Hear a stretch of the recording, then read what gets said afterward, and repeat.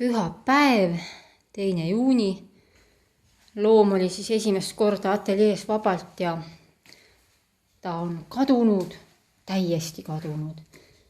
Panin talle kõik valmis toidu ja nüüd otsin teda täitsa sportlikust huvist, et kus ta siis olla võiks.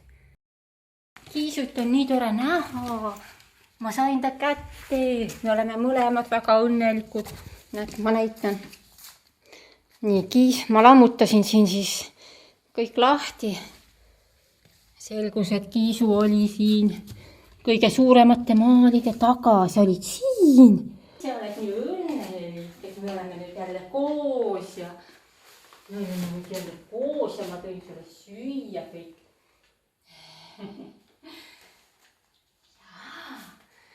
Sa oled jälle nii õnnelik poiss. Jaa, muidugi. No ma hakkan seda laga siis nüüd siin tagasi kõik panema. Aga üldiselt ei ole Kiisu midagi ateljees rikkunud ära. Ei ole lõhkunud midagi. Kõik on nii, nagu see siia jäi. Väga korralik Kiisu. 3-meetrine rull ja sellega ei tahaks saada pihta hästi.